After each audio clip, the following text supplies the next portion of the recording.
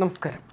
വാഷിംഗ്ടണിൽ നടന്ന White House correspondents association ഡിന്നറിനിടെ US പ്രസിഡന്റ് ഡൊണാൾഡ് ട്രംപിനെ വധിക്കാൻ ശ്രമിച്ച സംഭവത്തിൽ കാലിഫോർണിയ സ്വദേശിയായ കോൾ തോമസ് അലിനെതിരെ കുറ്റം ചുമത്തി. സംഭവത്തെ തുടർന്ന് വൈറ്റ് ഹൗസിന്റെ സുരക്ഷാ ക്രമീകരണങ്ങൾ പുനഃപരിശോധിക്കാൻ അധികൃതർ ഉത്തരവിട്ടു. തിങ്കളാഴ്ച വാഷിംഗ്ടൺ DC കോടതിയിൽ ഹാജരാക്കിയ പ്രതിക്കെതിരെ വധശ്രമത്തിന് പുറമെ നിയമവിരുദ്ധമായി തോക്ക് കൈവശം വെച്ച കുറ്റങ്ങളും ചുമത്തിയിട്ടുണ്ട്. കോടതിയിൽ ഹാജരാക്കിയപ്പോൾ ഇയാൾ ശാന്തനായിട്ടാണ് കാണപ്പെട്ടതെന്ന് റിപ്പോർട്ടുകൾ വ്യക്തമാക്കുന്നു. വിധിന്യായങ്ങൾക്കിടെ കോടതിയുടെ ചോദ്യങ്ങൾക്ക് വിനീതമായിട്ടാണ് ഇയാൾ മറുപടി നൽകിയത്. തനിക്ക് മാസ്റ്റർ ബിരുദമുണ്ടെന്നും ഇയാൾ കോടതിയെ അറിയിച്ചു.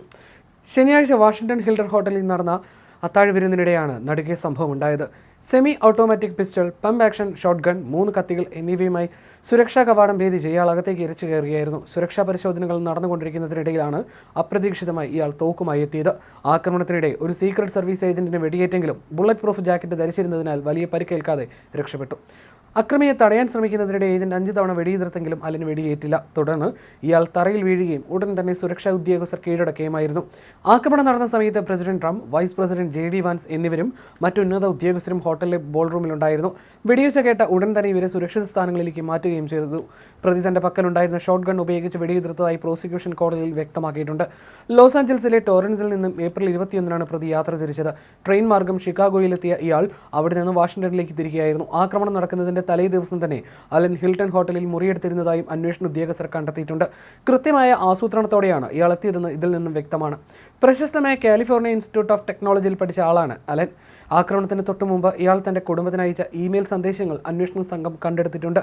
ഭരണകൂടത്തിലെ ഉന്നത ഉദ്യോഗസ്ഥരാണ് തന്റെ ലക്ഷ്യമെന്നും അവരെ വധിക്കാൻ ഏത് പരിധിവരെയും താൻ പോകുമെന്നും ഇമെയിലിൽ പരാമർശിച്ചിരുന്നു. കഴിഞ്ഞ 2 വർഷത്തിനിടെ ട്രംപിന് നേരെ നടക്കുന്ന 3ാമത്തെ വധശ്രമമാണിത്. സംഭവത്തെ തുടർന്ന് അമേരിക്കയിലെ രാഷ്ട്രീയ അക്രമങ്ങളെക്കുറിച്ചുള്ള ചർച്ചകൾ വീണ്ടും സജീവമായി.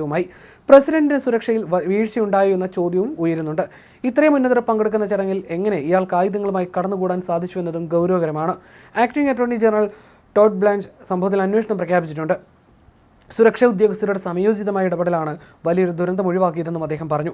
അതേസമയം പ്രതിയുമായി ബന്ധപ്പെട്ട രാഷ്ട്രീയ പശ്ചാത്തലവും അധികൃതർ പരിശോധിക്കുന്നുണ്ട്. മുമ്പ് ഇയാൾ ഡെമോക്രാറ്റിക് പാർട്ടി ഫണ്ടിലേക്ക് ചെറിയ തുക സംഭാവന നൽകിയതായും രേഖകൾ വ്യക്തമാക്കുന്നു.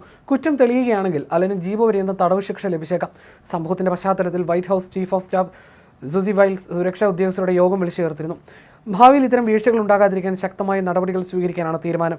അതേസമയം താൻ ആരെയും ബലാത്സംഗം ചെയ്തിട്ടില്ലെന്നും പീഡകനല്ലെന്നും ട്രംപ് വ്യക്തമാക്കിയിരുന്നു. അത്താഴ വിരുന്നിനിടെ നടന്ന വെടിവെപ്പ് ശ്രമത്തെക്കുറിച്ചുള്ള ചോദ്യങ്ങളോട് CBSന്റെ 60 Minutes പരിപാടിയിൽ സംസാരിക്കവെയായിരുന്നു അദ്ദേഹം പൊട്ടിത്തെറിച്ചത്.